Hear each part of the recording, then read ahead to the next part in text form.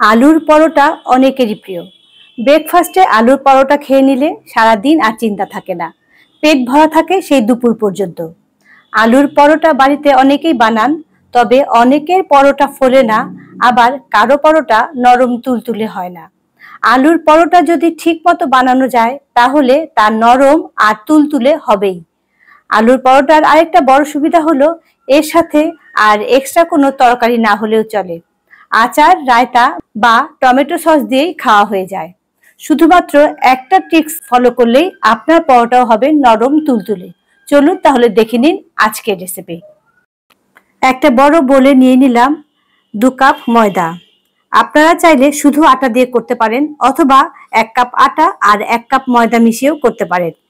দিচ্ছি স্বাদ মতো নুন, অল্প কালো জিরে, 1 চা চামচ চিলি ফ্লেক্স, 1 চা চামচ বেকিং পাউডার, 2টো বড় সেদ্ধ করা আলু আমি এভাবে গ্রেট করে দিয়েছি।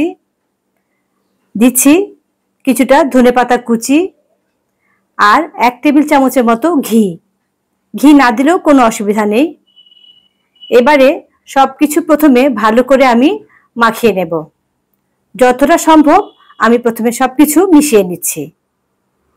এবারে জলের পরিবর্তে আমি টক দই আর তার জল দিয়ে মাখবো। এতেই পরোটা হবে নরম তুলতুলে।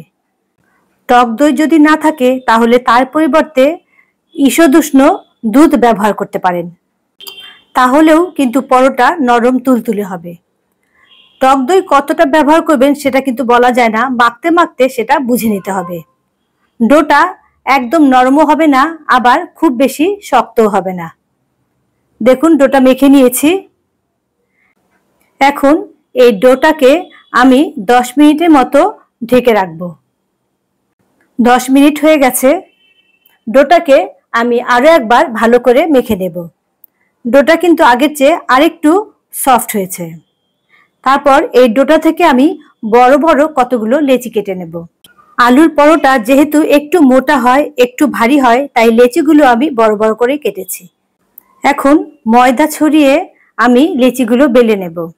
চাইলে আপনারা তেল দিয়েও কিন্তু বেলতে পারেন। ঘরে যেরকম রুটি খাই তেমনই বড় হবে, তবে একটু মোটা হবে থিকনেসটা। এভাবে সবগুলো প্রথমে আমি রেডি করে নিলাম। ভাজার জন্য গ্যাসে একটা তাওয়া বসিয়ে দিয়েছি। তাওয়াটাকে আমি হালকা গরম করে নিয়েছি। তারপর এই রুটি দিয়ে দিলাম। হাই ফ্লেমে রেখে কিন্তু আমি পুরো পরোটাটা ভেজে নেব। একটু চেপে চেপে পরোটাটা সেঁকে নিতে হবে। একদিক হয়ে গেছে, উল্টে দিলাম। অপর পিঠও প্রথমে আমি এভাবে একটু চেপে চেপে সেঁকে নিচ্ছি। দু সাইডেই যখন এরকম হালকা একটা লাল কালার চলে আসবে, তখন আমি চারদিক দিয়ে অল্প একটু সাদা তেল ছড়িয়ে দিলাম। তাওয়া যদি বেশি গরম হয়ে যায় সেক্ষেত্রে ফ্লেমটা তখন মিডিয়াম করে দেবেন। এভাবে চেপে চেপে উল্টে পাল্টে দুটো সাইডই আমি হালকা লাল করে ভেজে নিয়েছি। ভাজতে কিন্তু একদমই সময় লাগেনি। উল্টে পাল্টে দুটো পিঠই আমি এরকম হালকা লাল করে ভেজে নিয়েছি। এবারে নামিয়ে নেব। আর এখন নামানোর পর সাথে সাথেই এই গরম পরোটার উপরে আমি কিছুটা বাটার ছড়িয়ে দিচ্ছি।